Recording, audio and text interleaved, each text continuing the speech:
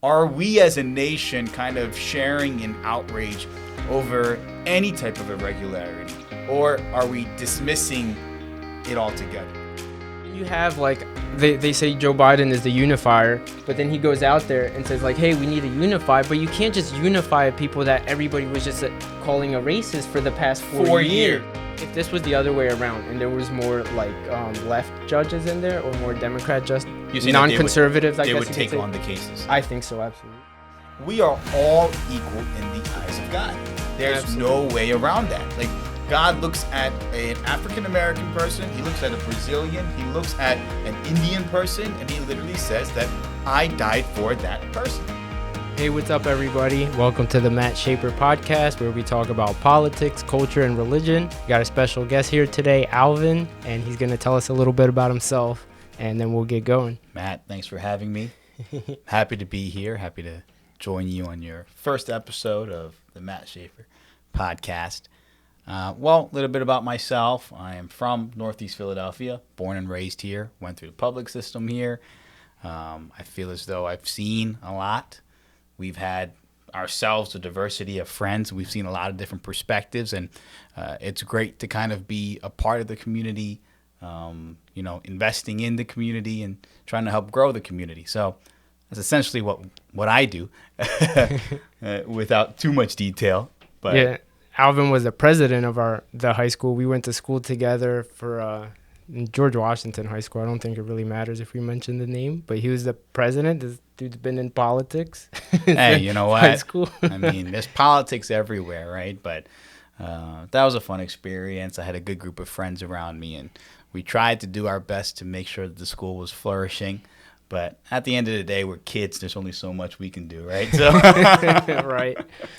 Well, anyways, I don't know if you guys heard. Everybody's probably heard by now, but the Supreme Court has dropped the Texas lawsuit, and I was just getting to see, let's just get some of Alvin's thoughts on that and what he thinks about it and go from there. Yeah, I think my big thing is, regardless of who essentially we wanted to be president, there is division in the country, right? There's people that are 72 million people. I think it's 72 million people that voted for Trump, right? And 72 million people that are really disappointed in the outcome of the elections.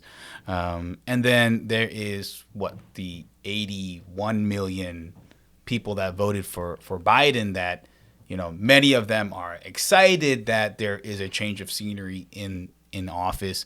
And then they're also dealing with this whole notion that perhaps the election might have been compromised in some way, shape, or form, and they're only hearing that based off of what these cases are. And it stinks because there is a lot of confusion and disruption over, are the elections legitimate or not, right? And we're seeing case after case after case happen, and for some reason, none of them are sticking. None of them are producing any type of evidence that can show that there was type of compromise in the election.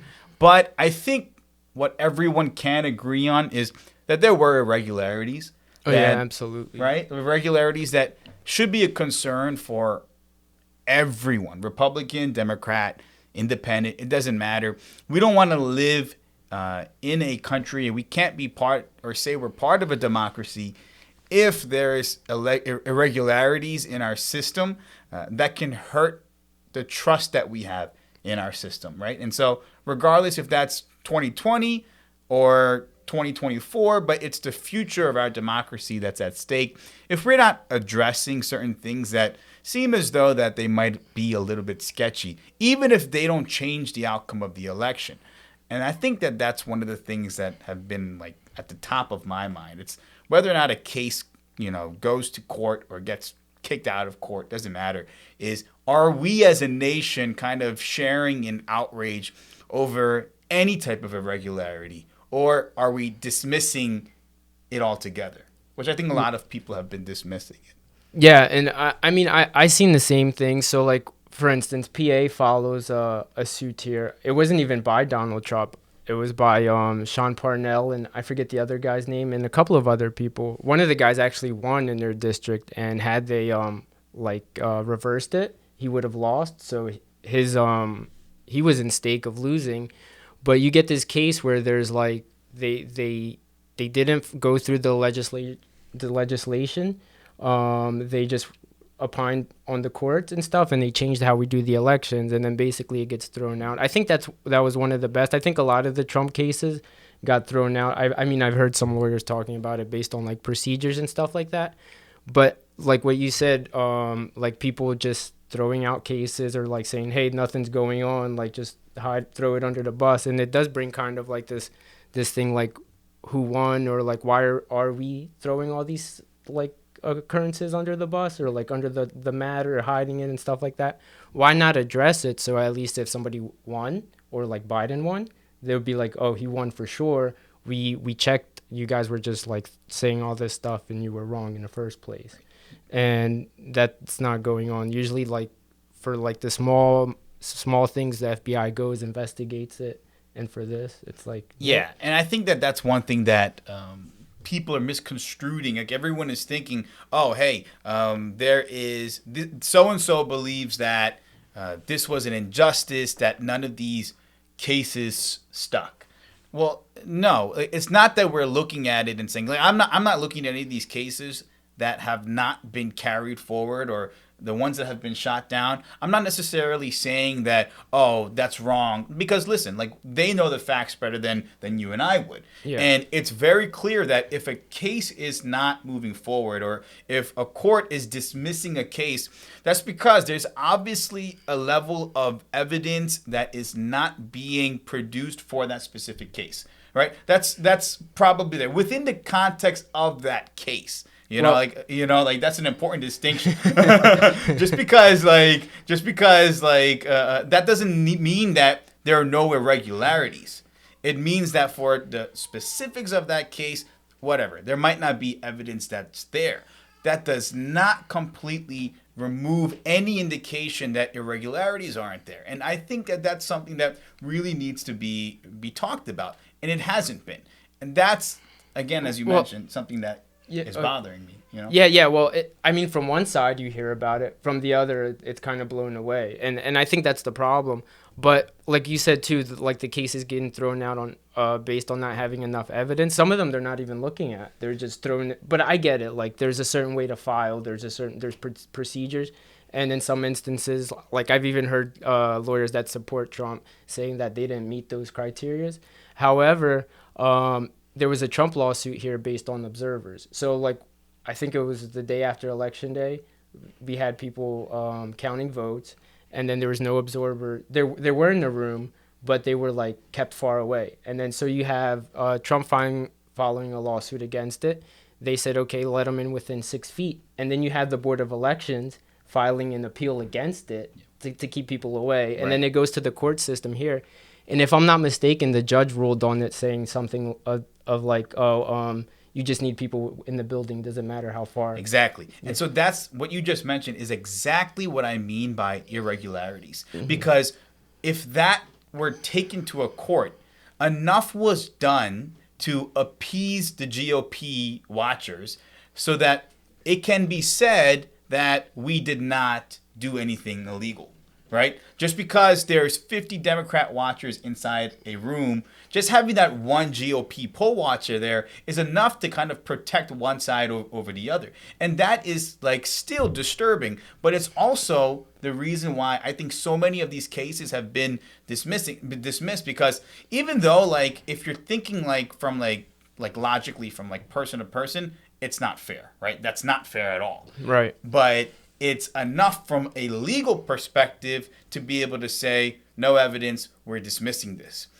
So what I would suggest is that the nation as a whole, you know, we have to look at it from a legal perspective, but we also kind of be human, and we understand and we agree that there's irregularities and things that probably took place that are just not fair. Not only for the GOP, but also for Biden's party. Who's not to say that corruption wasn't done from a polling perspective from his side?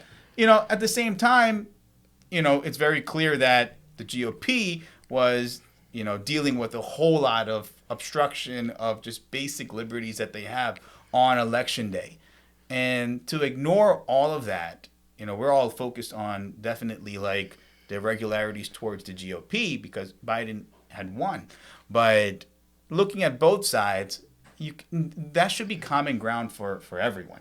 Yeah. Well, You know? the thing is too, like you still have a judge that's saying, just having an observer in the building is fine, which kind of defeats the purpose because you're either how do you observe from 100 feet away or 25 feet You're right. away? Yeah. So like, I mean, even like how the ruling is going and everything, I understand. Like, I don't mind if Biden won, which he probably did, like, because he's over with a lot of votes.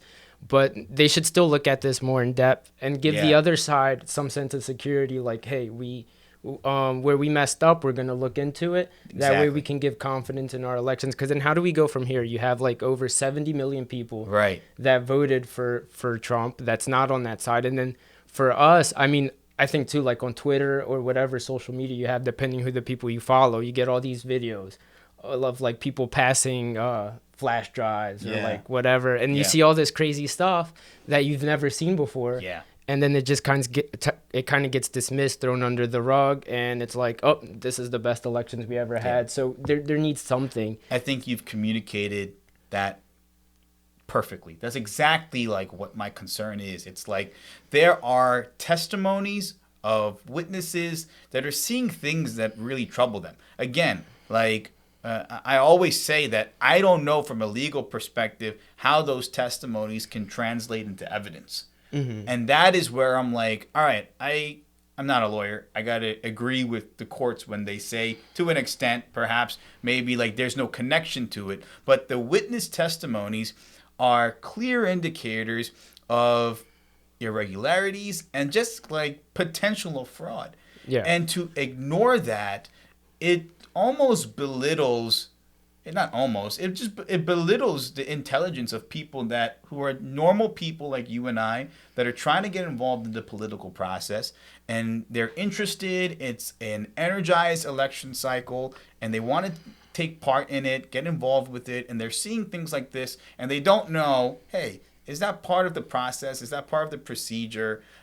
Should there be some checks and balances within this building itself? Or am I just kind of just making up things and overthinking something? We cannot discredit people's testimonies based off of like, oh, you know what? They don't know what they saw. And a lot of that has been happening. Not a lot of it. A ton of that has been happening. Absolutely. And it's not like the sense like, oh, hey, like overturn the election or something like that. It's in the sense of like take it to court and then have them come with some kind of judgment on it that if it doesn't change this election, it would help us have more security in the elections to come and stuff like that. But what's been happening, the Texas lawsuit in particular, I saw Ben Shapiro talking about it the other day. And I kind of like, in a sense, he says it's not like a great case because, especially for people that are conservatives or Republicans that are federalists, because you don't want like the federal government dictating other states' elections in the sense. So you don't want them having all that power because the same way we, like, say Republicans could use it now, then the left can also use it too. And we see that happen all the time. Like, it's a prime example of that is when you're looking at Supreme Court nominees, right? It was the Republican senators that blocked Obama from nominating or going through with the nomination of Merrick Garland. And literally one election cycle later, it is Democrats that are using similar arguments to stop any of the nominees from getting elected by that Trump had nominated. So what we see one party take advantage of or even do, it just gives a clear path for the opposing party to be able to do the exact same thing. Exactly. Right? But and what do you think about that? The whole like the Supreme Court justice appointee and like the arguments from both sides. Like since you mentioned it, switching the subject a little bit, what do you think about that? Like, do you think that the Republicans had a case, or do you think the Democrats had a case? Regarding Supreme Court nominees? Yeah, like Amy Coney Barrett, they were saying like, Mitch McConnell blocked. Oh, right. I think that, well, Amy Coney Barrett was a very, very difficult nominee to block. She is an intelligent woman. She was highly qualified for the position. The only thing that people were able to say about her were just her personal convictions and whether or not those personal convictions would be something that impacted the way that she performed her job, right? And we know that that's not the case. We know that just because of the way we're raised in terms of the upbringing that we have in our religion, it doesn't impact the way that we do our job. In fact, it gives us a standard of which to do our job, right? Absolutely, yeah. And so when we're looking at what she had uttered time and time again, it's a matter of looking at the Constitution and communicating law from the context of the Constitution. It's not communicating law from the context of the denomination that she grew up in and the church that she's a part of. Yeah, right? yeah. And you see all throughout society people who are of faith, men and women, that are contributing to the advancement of society, and they're still not compromising on their faith, but they're also not doing something that is, I guess the way that I would put it is, they're not going against what's expected of them in a role. For example, Amy Coney Barrett going against the Constitution to kind of support something that's, yeah. Yeah, but in a sense, I think that when they say like, oh, they're scared of how she would rule because of her religion, like on the same side, like say like we're Christians, we believe in God and stuff like that, and then there are people that either they say they do, but they have a different way of worshiping or a different way of living out their lives. They have different convictions than we do. So at the same point that you're going to point her out for ruling, let's say like if she did rule based on her conviction, the other side's also going to rule based on their conviction. So it's just like, it's like whose is better, and that's the sense.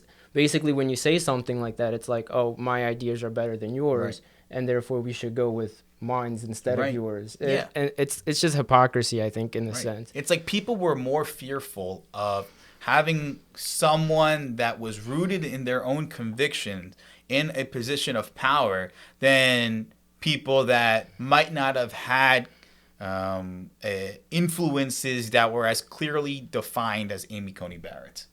Like when you look at Christians have a very, very solid and definable rubric for their measure of success and standard in life, right? And people who might not be of the faith, they're not. It's very difficult for them to be able to communicate that other than morality, right? Yeah. And so people are more comfortable with just having, let's avoid convictions that are rooted in faith, but we're more kind of preferring someone that is just a good person, right? Which, in my opinion, doesn't exist. Right, exactly. We all mess up. We all miss the mark at some point. Yeah. But it like the idea too, just the hypocrisy and like just saying like, hey, like you're a Christian, so you have these, for instance, abortion, right? She's pro-life and people are pro-choice. Just because you're a pro-choice advocate, not saying you, but somebody who is, it doesn't mean that the pro-life doesn't have an argument.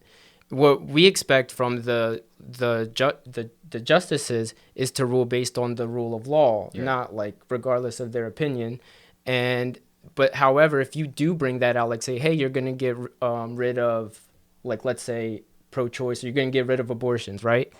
Okay, but is that because of the law or is that because of her conviction in the sense? And I think if you're making the argument because you like abortions and she doesn't like it, then you're both going outside of the law and going through your own conviction. Right. So that's just like hypocritical to me. Like, you know what I mean? Exactly. 100% agree with you. And, it's very rarely do you even see, we've had how many conservative judges on that bench, right? And we're actually seeing I thought we had 6 now, but we should have 6 now. Right. But I think we're down to 5. Right. But even historically, like, conservative judges are always being nominated, right? Reagan nominated them. Bush nominated them. Like Trump it seems like they always move left. I mean, the reality of it is I rarely have seen. I've been studying this for quite a while now, where I'm looking at the decisions that that judges appointed by conservative politicians. Very rarely do you see the overarching direction of the nation move towards a conservative approach, right?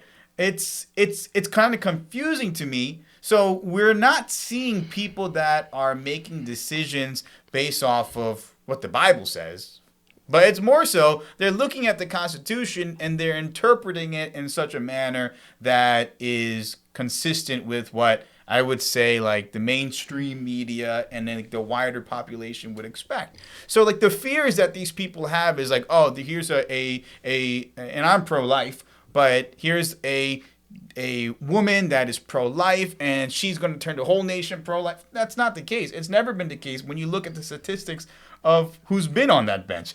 Yeah, well, there's a saying, I forget exactly how it goes, I might butcher it, but saying when conservatives appoint justices, they never get what they want. Have you ever heard that before? I haven't, but it's very true. I mean, like, I don't think I have cases to prove it, but I'm looking at our country now, and I've seen how many conservative judges have came through that bench and are there now, and it seems as though that a lot of the decisions that are being made are not really consistent with what conservative America expected out of the courts. Well, which is I guess I'm not sure. I'm not going to say if it's a good or a bad thing, but the intent of checks and balances is there apparently. Yes, absolutely. The thing is too that I just think generally conservative justice tends to be more originalist and more constitutionalist, and then if something goes beyond that, they don't go that way. That's true. Yeah, that's right. Like they don't want to rock the boat. Yeah, in a sense. Well, like for instance, now with the Texas court, you would think that since, like, let's say, I think if this was the other way around and there was more like left judges in there or more Democrat non-conservatives, I guess they would you take could say, on the cases. I think so, absolutely. Right. Yeah, I mean, like for instance, I don't think you can say, I don't think the Supreme Court. I mean, I'm not a lawyer, so like take it for what it is. But I don't think the Supreme Court could go and rule and say like, hey, pro-choice is a thing. Like you can have abortions. There's a right to have an abortion. Right. I don't like, for instance, to me, from my understanding, it has to go through the legislative system, which it didn't. It was a court ruling, right? Right. And I think that's why, like, say, like the Democrats, for them to take it away, I think it's easier because they could just say, hey, this didn't go through the system. Didn't go through the system. Exactly. Right. Yeah. And so, like, usually I think Democrat appointees usually have that. I don't. They got that influence. Well, they have that like that willing to take like cases that they're passionate about and ruling in the way that they're passionate of. Take it for whatever. I'm no lawyer, but that's how it looks like to me. Like for instance, with Medicare for all, like the mandate on paying a fine and stuff. I know that didn't go through the court. Right. It was executive order, but. Like you see how they're willing to do stuff outside of the system. Right. In a sense. And to your point, when we're looking at, for example, we'll take all of the cases that have been going to Supreme Court regarding throwing away certain votes from this past election. Well, the politicized nature of this entire process and these cases specifically have also been a reason, in my opinion, where even though we have a majority conservative Supreme Court, a lot of these cases have been rejected. Yes. It's like, you know what? Like, this is too hot and heavy, politicized for us to get involved with. Do you think that's why they rejected it, or do you think it's based on what they believe, how the law should be interpreted?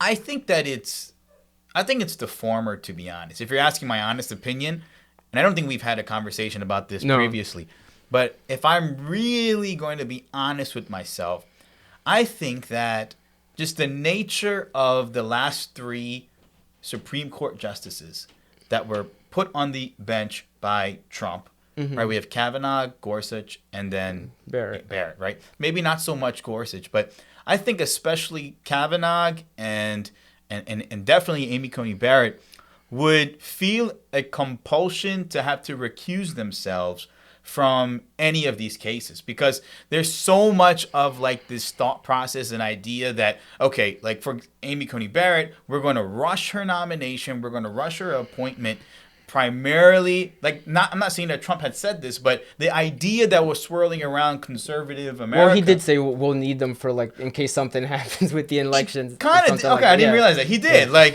like, so, like, stuff like that, even though he did a very, very, like, he was very carefully and meticulously trying to avoid saying things like that. Mm-hmm. Because if he had, I believe he did say that, but before Amy Coney Barrett was specifically nominated, he said that we need, we're going to need it, right? But after Amy Coney Barrett was nominated, I remember it was like in a town hall that was in Miami. He was very careful to not share or say that this is what Amy Coney Barrett needed to do, because ultimately, if he had said that, she'd have to recuse herself, right? Mm-hmm. But I think that there's been enough speculation around conservative America where, okay, we need these justices so that, if there's any type of election irregularities or disputes, that they'll come in and save the day. So I think that's probably why. But I think, sorry, my bad to cut you off. I think that's too much politics too, because, like, essentially, like, let's say they are doing that, right? So anybody that puts in a justice in, they're going to be like, they're going to come at them with, let's say, all the ideas they have. Like, for instance, Trump with the elections, right? They're going to be like, hey, he's putting it in because of the elections. And then, like, let's say if it was on the other side and we did the same thing, then what would judges be able to rule on? They would have to recuse themselves all the time, 100%. So, but I think that this has been at the front of everyone's mind, right? Well, like, because the media pushed it so hard. Mainstream media pushed it in such a manner. That's exactly right. And so we see that the combination of mainstream media plus, what people are thinking because of mainstream media and the politicized nature of this past election, it's a majority conservative court, but who knows if many of them, especially Amy Coney Barrett, would need to recuse themselves. And they're just saying, you know what, maybe it's best if we don't take on these cases. No. Because I don't know, and I haven't read into the nature of if they're reading into it, what the opinions are, or if opinions are issued as to why they can't accept certain cases. I don't know. Like, I don't know what happened in Texas. Normally, when they provide well, in Texas, if I'm not mistaken, I was reading an article the other day, and it said that it was Alito and Thomas. Correct. They said that they felt like they needed to take the case because it's there's no other place to go for kind of a state and a state what do you call, like a state and a state going against each other. They only have the Supreme Court. But they were the only two that thought they had to go. Everybody else didn't. Right. Yeah. And that's surprising. Like, I wish, and I think I would want to read into, is there opinion given for the others who believe that maybe we shouldn't take this on? Was there any specific reason? I think they just said that Texas didn't have any standing because it's technically elections are like state run. They're not federally run. And it's like if there's a problem in PA, it's a state issue. But again, if there is a disruption with or an irregularity in which how the state's constitutions are being operated, then, or I guess being executed, well then the state constitution or the state constitution. Yeah. Well, that's the thing. I think it would be like a state issue because it's and if they're not ruling on it, or at least that's what I got from hearing like what some of the lawyers said. And you're exactly right. It'll be a state issue. It'll go to the state Supreme Court, but then, all right, does it have any type of wiggle room? I'm not going to call it wiggle room. It's more than that. But to say, you know what? All right, well, now we're going to take this up to the Supreme Court to rule on, these battle for state constitutions, whether or not they're being... Yeah, but then I heard Ben Shapiro talking about this the other day, and he, like, basically his argument was we wouldn't want to, like what I said before, we wouldn't want to, like, go use the federal gun in a sense to have all this power over states. You know what I mean? And we wouldn't want that from the right nor from the left. Correct. And I mean, I'm like I said before, not a lawyer. I don't know, but at least from a little bit that I read on it, that's what I got. I mean, you and I, we get the same information as a lot of people that's going to watch this probably read too. And it's just like it's disturbing, right? And that's why I don't always speak so much on the facts of it, rather than what society can do now, right? I think the most important thing that people can do is there's a lot of negative tension that's in the air, right? Oh, yeah. And that's one of the most disturbing things to me specifically, where you have people that are family that might not be able to communicate with each other the way that they used to because, Yes. one side of the family believes that this election should have gone for Trump, whereas the other side of the family believes, oh, thank God Biden won. Yeah, and what about the tensions that were worked up on this before? Because, like, for instance, I think it's generally said that the right knows what the left think, and I don't know how much of that is true. But, like, let's say if somebody's calling you a racist or somebody's saying you're a white supremacist, or it doesn't even matter what color you are, Right. but if you vote for Trump, that's what you are. Right.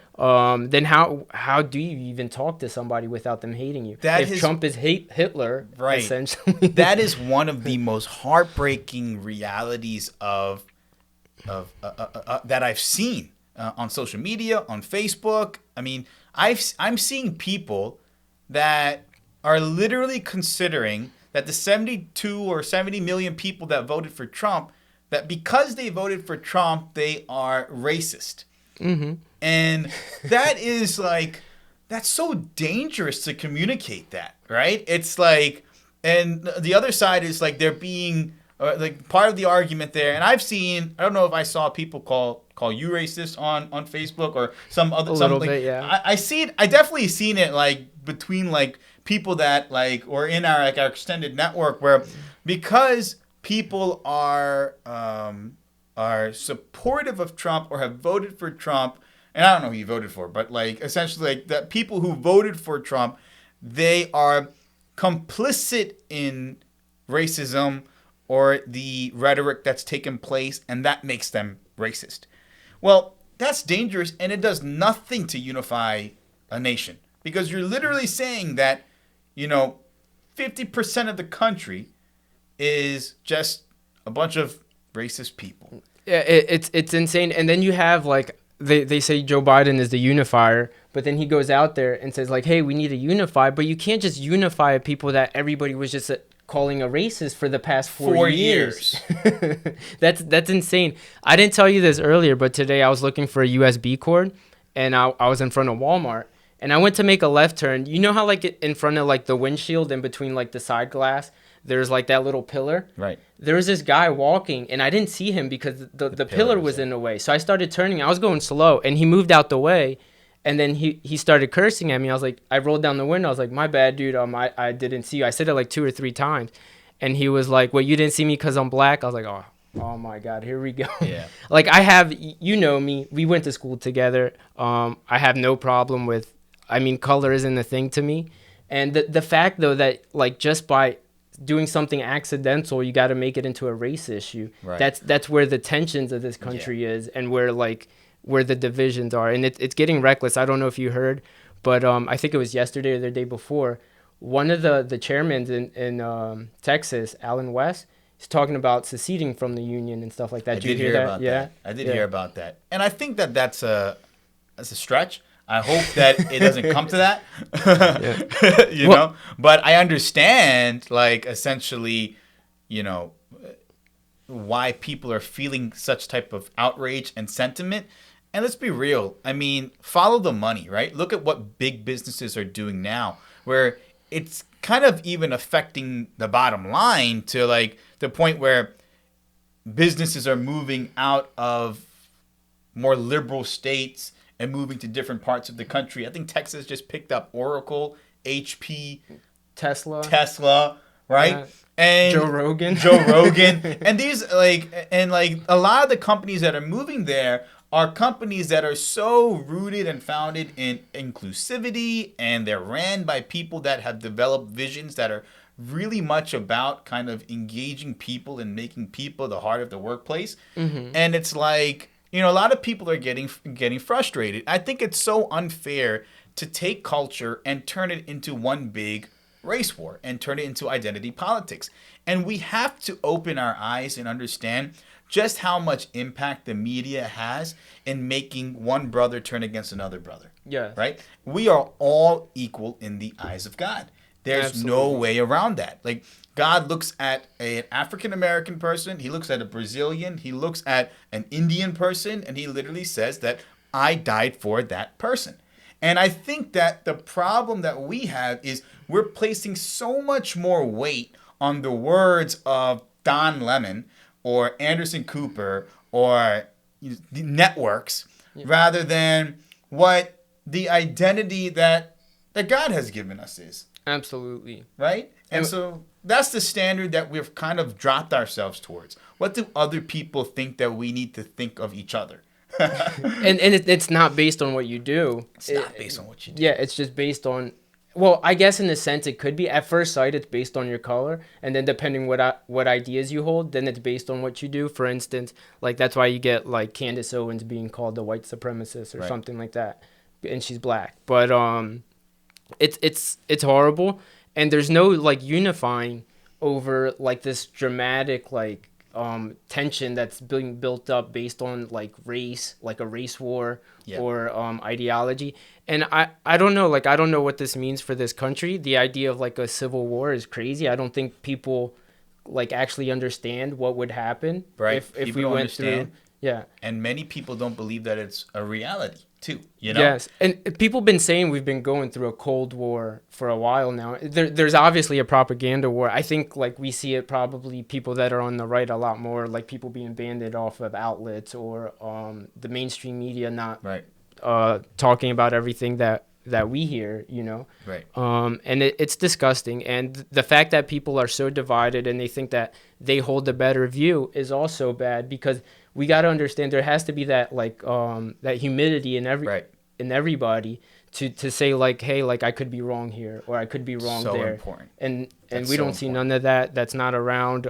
People just have like their view, and it's like their God in a sense, and that's it. And they just want to push it on everybody else. You're right. I've always said that conservatives have the better ideas, but Democrats have the better leaders.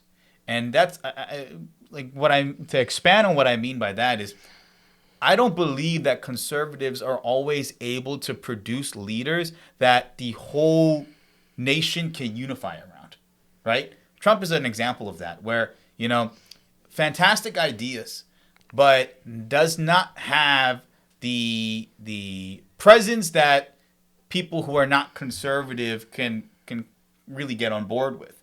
At the same time, you have people that were like Obama, who and I'm a conservative, but Obama was one of my favorite leaders. I think he's one of the best leaders that our country has ever seen from a leadership perspective. Do you mean like in a charisma sense? In the charisma, in the ability to communicate, in the ability to empathize. Like, he was like, to this day, I just read his speeches just so I can see how does he communicate with such calmness this idea of hope, right? Now, that does not correlate to his policies by a mile, for sure. And I think that history now can show that. It does not correlate to his policies. But Democrats, in my opinion, always had the better leaders. Yeah, you know? I agree in a sense, and I disagree in the other. Like, for instance, like I agree Obama is a good talker, is a good, like, he's married, he has a family, he hasn't had 3 wives, he has kids. So there's that family structure that I think is good in a leader. Like, for instance, Trump doesn't have as much as Obama did. And however, like the communication and the charisma is there too. I think Trump has some of that too, even in a bad way. In its own way. Yeah. I mean, but reality television type communicating a message. He's effective at that. Yeah, and I don't mean this to be disrespectful, but I think when Obama says hope or when he says like that, he's just talking about one side. I don't ever get that he's including everybody in. Yeah, in and again, ideas. Don't get me wrong. Yeah. I don't mean his intention, right? I don't mean his policy. I don't mean the agenda that he has. Because that is obviously a very one-sided thing. But when you look at the person itself, right? From textbooks, what leadership textbooks even teach in post-grad courses, a lot of the democratic leaders have been able to kind of make sure that they understood those concepts, which has never been, I grew up a Democrat because I was always captivated by the leadership. Yeah, I did too. I wasn't into politics. You were, like, for instance, like I mentioned in the beginning, you were the president of the high school. I remember talking to you in high school and you were always into politics. I was never in it, but I've always leaned to the Democratic side. Like, I used to love Obama in a sense, until I started engaging. Yeah, when you look at policies, then definitely both parties really let you down. But, considering conservatives are just like less government, they have less opportunities to let you down. That's what- but I I don't know. That's just my opinion. But well, they do say that usually Republicans don't do nothing or anything. But that's the idea. You don't want to. You don't want to. Like, You don't want to have your hand Yeah. involved in everything. you don't want to do anything. You just want to let people be. You in a want to sense. be people. A government is for law and order, right? That's what they're there for. They're there for law and order. You need a safety net, of course. I always said this. Like, you need safety nets and resources available for those who can't physically or even economically pull themselves up and kind of win in society. But you don't want people spoon feeding you, right? You need to create generations that are able to build for themselves, develop for themselves, and even provide for future generations. And that does not happen when governments are consistently keeping themselves involved in the day-to-day lives of people. Absolutely. Yeah, I hold to the same view that you do. For instance, government is there to put in like and help us protect our liberty, our life, and our pursuit of happiness, Right. which is, I think, what the Constitution entails in a way. Right. And once it goes on like to help the welfare of people, I think it starts overstepping its place. We're seeing like a great segue into kind of one thing that that I've always talked about, and that comes in the institution of family. When you look at all of the influence that the government has had in culture itself, a lot of it was rooted in kind of independent families where, there's so much safety net to the point where, well, now you're able to look at the statistics alone and see that families are now saying, you know what, we can get more help from the government by kind of doing our own thing and being independent than kind of being consistent with the typical family structure that required a two-parent household to raise children that are above the poverty line. And so when you look at things that were implemented even from, I believe it was called since the War on Poverty days, which are like what, in the 60s, right? Yeah. The War on Poverty, and then the policies that were implemented, the welfare that was increased substantially, it all led, whether it was intended to or not, it led eventually to what we see today, where single family breakup, the single parent households dramatically increased. And the statistics are there. I remember I was just looking at the other day that it was compared to, when you look at the black community, black single mothers were significantly higher in the poverty range than definitely even white single mothers, but of course two-parent households. Yeah. And so when we're looking at what has happened in our culture, in our society, government influence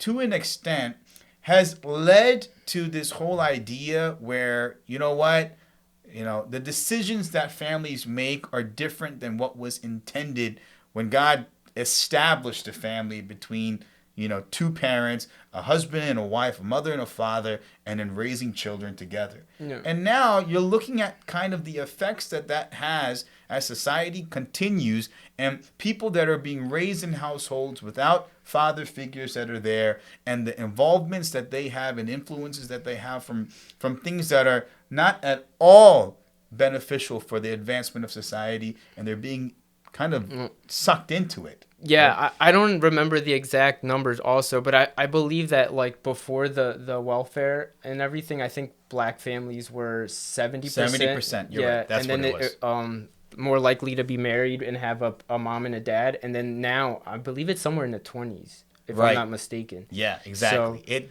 dropped significantly.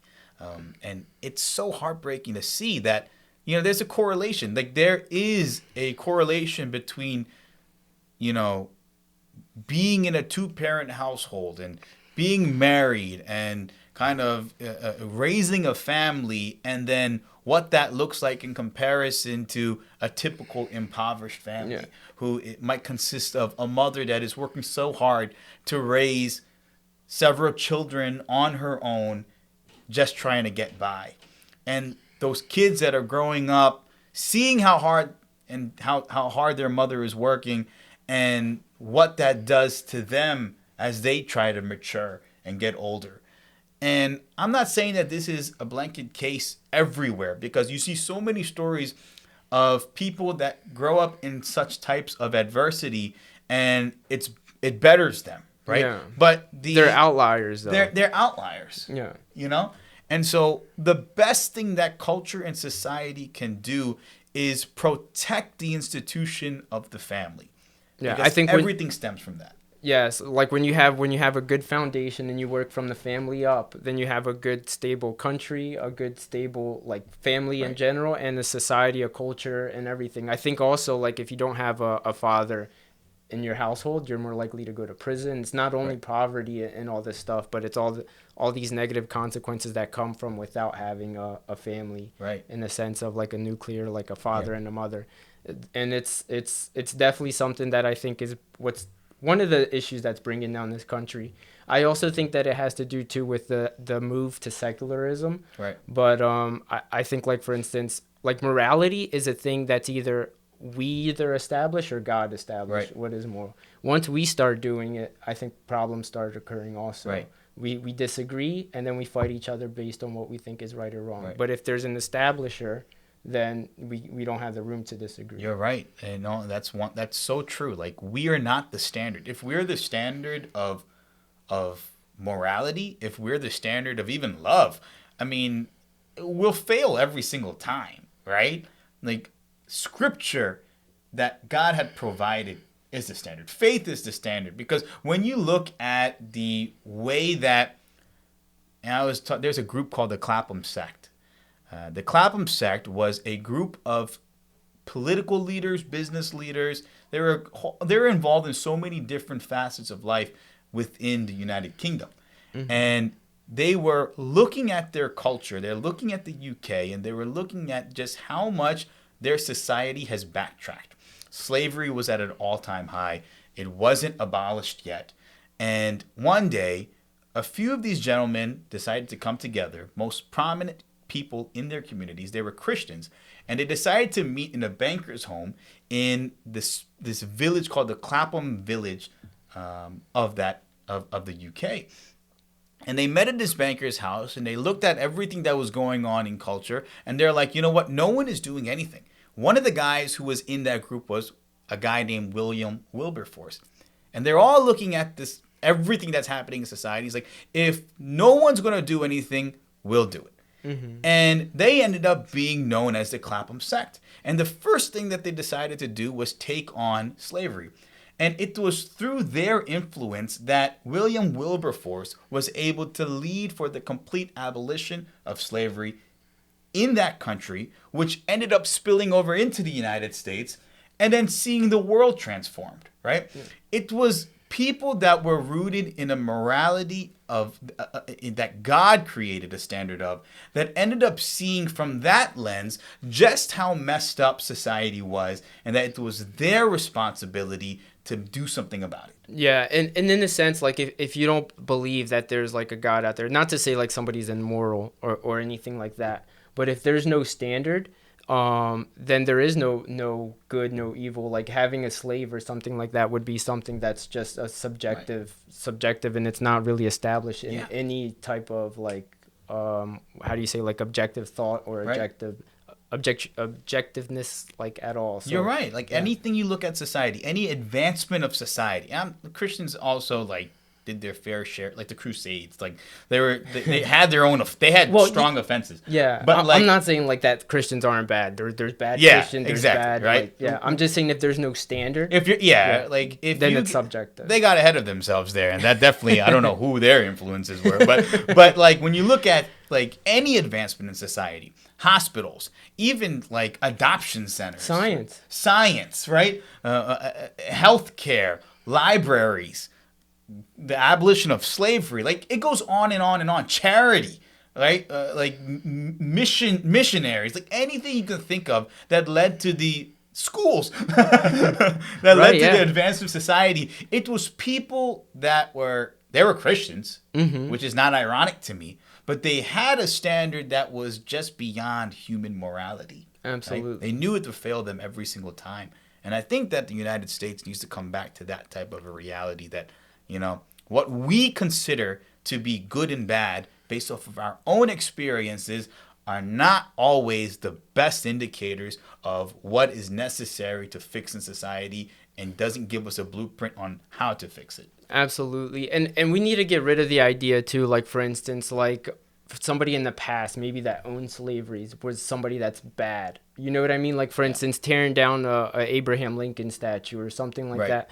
Like there's no humility in the sense of like, well, wait, I'm doing messed up things. Like for instance, I own an iPhone, and I believe you have an iPhone also, but it's slave labor in a sense. So I can't understand people like having a phone or having a computer that was built overseas based on slave labor, dropping down like Abraham Lincoln statues and saying he had slaves. You know what I mean? So like there needs to be like that humility inside of like everybody, so we can understand like, hey, there's problems with at our times that maybe we're not in the right position and stuff like that, and we need to like give people that benefit of the doubt also, because if we don't, like let's say we are wrong, like for instance, I don't think we are, but like in the sense of like the racism is really bad out there, and we need to we're racist, which I don't think we are, but let's say like we were wrong, like people would still need to give somebody a benefit of a doubt so we can come to like some type of talk and agree, Right. and be able to, like have some type of unity. There's always problems within a time, like different times, different problems. And like the heart of man is the same. Exactly. Absolutely. Yeah. I'm not saying that like you don't say somebody's wrong. But like for instance, Abraham Lincoln, there was problems during his time. We shouldn't tear him down. Right. Because like he had slaves or something like that. And I think like in response to like all of the statues that are being taken down, I don't think anyone today is idolizing those statues. Mm-hmm. I don't think that those statues today are set up as a memorial in such a way where those figures are being worshipped or idolized in any way, shape, or form. They're being remembered, but they're not always being remembered in such a way where it's like, you know what, this is not everything is so much honoring. And I'm not talking about Abraham Lincoln, but just a lot of the statues in general. Many of these people are not being honored as much as they're being remembered. And that is a very important distinction, because the problem that our generation is facing is we are so quick to forget our own history. When you forget your history, you are not prepared to deal or respond with it when it begins to happen again. Yeah, we don't understand that we're sitting on giants and stuff like that. Like, right. We don't understand that we have our knowledge because of the people that came before us. Exactly. And we're just spitting in their face. Right. And the people that even messed up, if certain statues were gone, so to speak, like Confederate leaders, right? If statues and monuments were gone, I don't want to call them monuments because I think that's kind of like more endearing, but like if there's like figures and these statues that are there that are just being taken down, what is being communicated in schools to remind them of this is what the nation was going through back then? I don't think that that's going to be the topic of interest for educational systems 20, 30, 40 years from now, right? It's a statue that people look at and says, eventually they say, who was that? Why? What made them famous or infamous? And how do we either continue what they did or stop ourselves from ever doing what that person did, right? Yeah. And so that's what we kind of need to kind of have a heart of, where we're like, you know what? We're not always glorifying the people that there might be statues of. I think that they were established to glorify them, right? But I'm not aware. Who knows? You know what I mean? Like, I don't think somebody's like Robert E. Lee, right? And the role that he played in the Confederate states. I mean, when his statue was being put up, I don't think that people were saying, like, a commission who brought that forward was like, oh, we want like 20, 30, 40, 50 years from now, people remember not to be like this man. I think in their own way, they were like, they thought that he was a hero. They wanted to keep it up. Well, they fought in the Confederate They Army. fought in Confederate Army. You know what I mean? But that doesn't mean that that same logic stands true today. So it's history. It's today. history at that point, you know? It's like a textbook, like reading about him. It's a textbook, right? And so removing our history does nothing to advance society or protect society from repeating the same mistakes of the past. Absolutely, yeah. I hope I was clear there. Yeah. I think you're being more clear than I am. That last point that I was making, I kind of butchered, but Nah, not at all. But yeah, like I agree. Like for instance, history, there are things that are bad and things that are good that happened in the past. We don't just keep what's good and erase the bad, or we just don't. Like for instance, I think that in a couple years from now, they're gonna look at abortion as something is bad. I could be wrong, right? But I think that's gonna be the general view of the future because there's more technology. For instance, there's like 3D ultrasounds and stuff like that. You can actually like see the baby inside the room. Yeah. And like when my son was born, I didn't get a 3D ultrasound, but within like the first 11 weeks, there's a heartbeat and stuff like that. So I think that in the future, they're going to look back and be like, wow, these people were committing almost in the sense, not genocide, but almost in the sense, you know. I think since Roe v.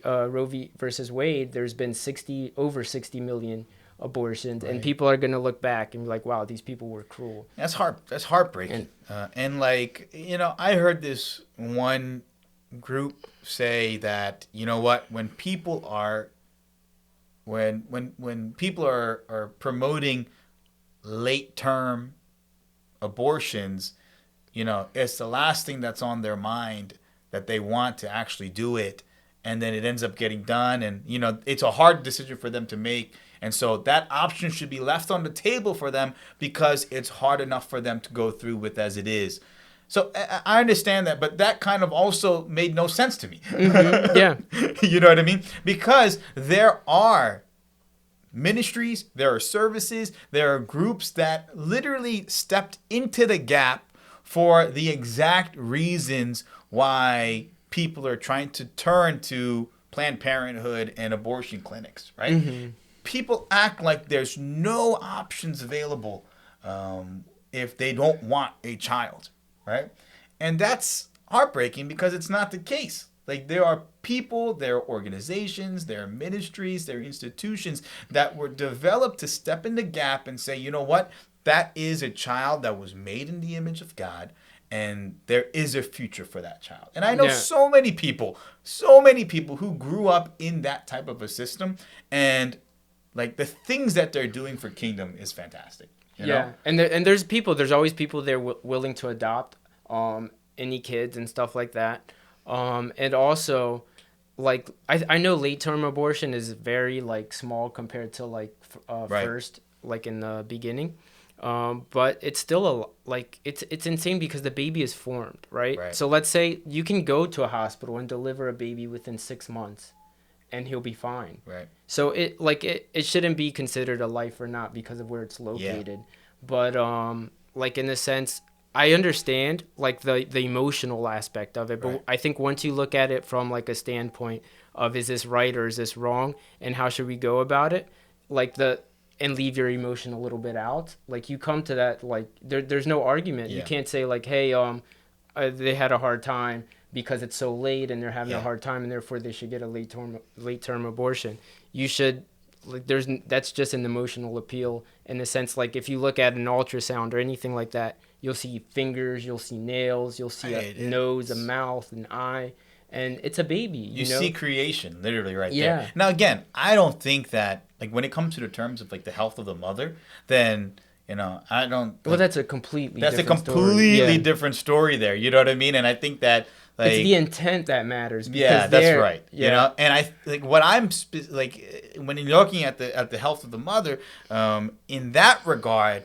Well, all right then. Like, you know, that's I would hope that families would do what's necessary to protect that mother, right? But there are laws that have been developed in such a manner where it kind of loosely defined what health of the mother means, right? Where, you know, like who defines it, right? Is it the potential death of the mother, or is it the mental health of the mother, or her is financial the financial health of the mother, Yeah. the uncomfortability that they would like, things of that nature.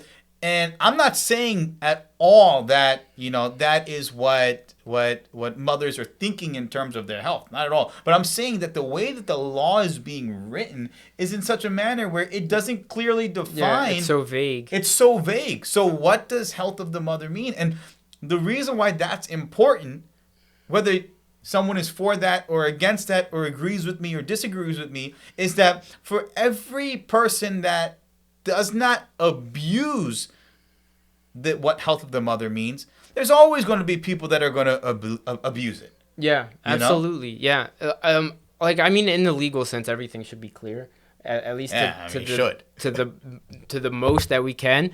But like it's like where you were saying before, like we're not talking about in the sense if the mother is in danger of dying or something like that, because like the intent is different. The intent is to save the mother, and maybe a consequence in saving the mother is the kid's death or something like that. We're talking about like, I want to get an abortion because I can't take care of the kid, right, or something like that, or like I'm too young and stuff like that. The baby's already born, not born in a sense, but he's already alive. He's alive. Right. He's inside the mother's belly or stomach, but it's alive, right. And it's the idea of like terminating a life it's murder. Yeah, and like that conversation can go like a million different directions, because I mean, now the biggest debate has been capital punishment, right?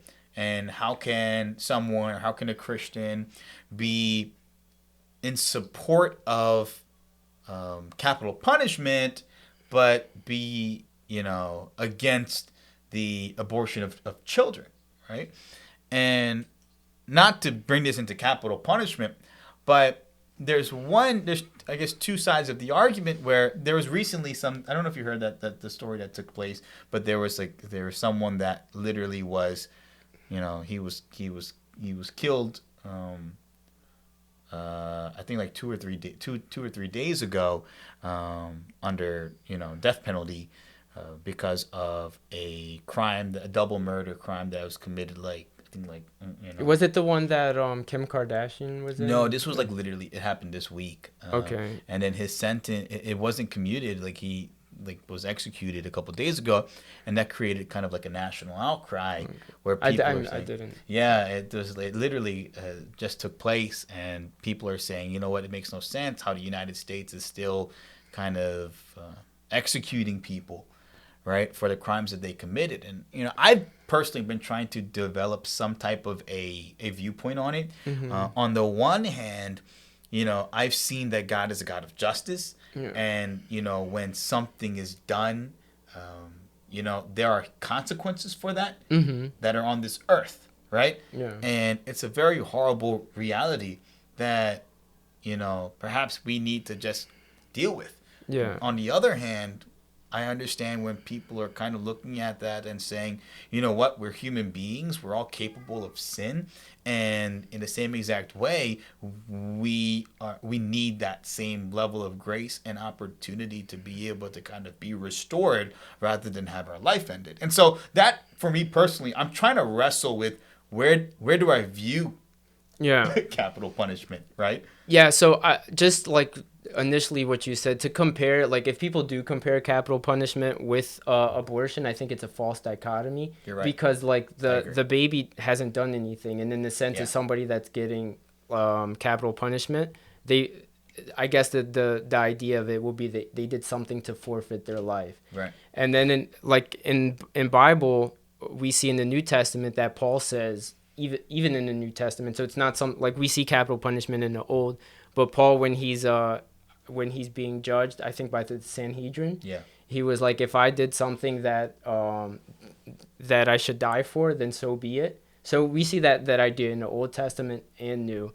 So I just think that the idea of comparing capital punishment with an abortion is just like to run away from the argument in a sense. But and regardless of the view in capital punishment, I do think it's a biblical view. I think there is something you can do in order to forfeit your life. However, a baby inside somebody's womb hasn't done something to forfeit You're right. their life. Yeah. And the idea you said, everybody sins, and there should be how did you say, like, when somebody sins there should be a restoration or something like that? Yeah, essentially, yeah, as an opportunity for a same grace bestowed on them to give them an opportunity to be restored. Again, I still fall in the camp where I'm like, there's still consequences for actions on this earth. Yeah, Right? yeah. Whether or not they, if they're executed, but they've been able to restore themselves prior to that, then they'll be in heaven. But there's still consequences for actions on this earth. And I agree with that thought. Like, for instance, like let's say like somebody just goes around like a serial killer, kills a whole bunch of kids and peoples and destroys a bunch of families and stuff. I think like a person like that would be like deserving of capital punishment. I even think somebody that rapes somebody else would be there should be capital punishment in a sense. And I think like the Bible gives you that idea that you can do something in order to forfeit your life. I mean, we look at the book of Acts. I mean, it was the husband and wife that with Peter, right? With Peter, the portion of scripture that says that they lied and sold land, and they said that they gave all the proceeds to the church, but they withheld some back, and it was a lie, and they died right on the spot, right? And so there's literally consequences for sin. In the eyes of God, 100%. Yeah. Right? We've seen that but even with the Israelites, it is justice that was always executed over society, and the same holds true today. Yeah. And then like and just before we go, I just wanted to see your thoughts on, because today it's something big like that's coming down with like Bernie Sanders appealing for it in a sense. Socialism is a big thing now. Like we have a lot of young people talking about it. And what's your thoughts on that? I think that anything that we allow as a society to do in moderation will always lead future generations permission to do in excess. That was a good... Bro, that is such an important thing. Anything, when people come up to me and like, I don't drink. And when people ask me as a youth leader, as someone that is in ministry, oh, Alvin, why don't you drink? I always tell them, anything I do in moderation, even if I don't believe that drinking is wrong, but I don't do it, because anything I do in moderation will give someone else permission to do in excess. And the same holds true. I always say, like, just because I take, if I have one beer, it's not going to stop you from drinking 12 because you see me drink one. And then just to and so I mentioned that in terms of society, because socialism in theory, the things that Bernie Sanders and AOC has been trying to push our society towards by saying free college and free healthcare for all. Well, those things they sound great when you're just saying it in conversation, but when it is executed, it, number one, is not going to turn out as beautiful. A state-run healthcare program and a state-run school program doesn't work that way, right? I mean, there's public schools. I'm not talking about that. Yeah, but we see the problem with that too. But we see the problems with those as well, right? But what does that mean for future generations that say, you know what, let's take more institutions, more assets of society, and privatize that. I'm sorry, not privatize that. Make that absorb that, and kind of absorb their resources and make that part of government. Well, slowly you begin to develop a socialist society where it only brings out the worst in people. Because in order for those things to function properly, you need a handful, a small amount of people managing everything. And altogether, you're going to lead to a society that has lost its way. And so something that sounds great, an idea that you want to do in moderation will always lead future generations to do in excess. Yeah. That's why I had to mention that story. Because that's a good quote. It's the reality of it. So, And just to dig a little bit deeper, do you think that socialism is okay in moderation? It's not, because it's not okay in moderation, because we're human beings that are incapable of ever letting it stay as something that is just moderation. Because right now... But what if it did? Do you think it's okay? I don't believe so. Because what is essentially doing is capturing some type of an industry, capturing anything that the government kind of decides to say, we're going to take care of this. I've never seen them do properly. Postal Service is running at a loss right now. Yeah, how long has it been running at a loss? Forever. You know what I mean? And then people are saying, "Oh no, it's not. It's a government service. It's not meant to be profitable." Well, okay, that's fine if it's just a postal service. But then you have FedEx. But yeah, then you have FedEx, right? But the moment you start bringing every single industry underneath that umbrella, well, someone needs to pick up that bill. Yeah. And then if no one can pick up that bill, well, then the quality of it begins to go down and down and down to be able to compensate. So my dad, he's always mentioned to me there's a pure socialism, but it never works in a sense. However, I know people think capitalism is bad, but capitalism is essentially the idea you have something, I have something, we can trade, we agree, and we trade it, right? I don't think United States is a full-on capitalist society today. Yeah. But socialism is the idea of you have something and you're going to give it to me regardless of what I did. So I don't think we can have a society built on a system that's immoral from the beginning. Capitalism isn't... I understand how capitalism can bring out greedy people and highlight them. Yeah, capitalism is flawed. Yeah. But it's the best system that we've got. Yeah, it's flawed not because of the system itself, but because the people are flawed that are using the system. Right. I don't think capitalism, there's anything moral about it. I'm sorry, immoral. For instance, you have a sneaker and I have a belt and you want to trade and we agree that that's a fair price. We trade, right? You got a sneaker and then I got a belt. We trade. Now I got the sneaker, you got the belt. And there's nothing immoral about that. But let's say we were in a different society and then you have a jacket, you have sneakers, you got a belt, and all I have is shorts and a t-shirt. And then let's say there's another guy there and he has shorts and a t-shirt too. And me and him vote to get your jacket. It's immoral. It's essentially theft, at least to me. Theft. I 100% agree with you. I believe that it is a form of theft, and it only advances into more of a form of theft. Right now, I don't think that we are a socialist country, but I do believe that we have socialist tendencies. Right? Well, we have social things too. We have social things, right? We have safety nets. That's why, I hesitated when you said is socialism that's moderate wrong, because I hesitated because I was like, well, we kind of have we see elements of socialism that's in moderation around us, right?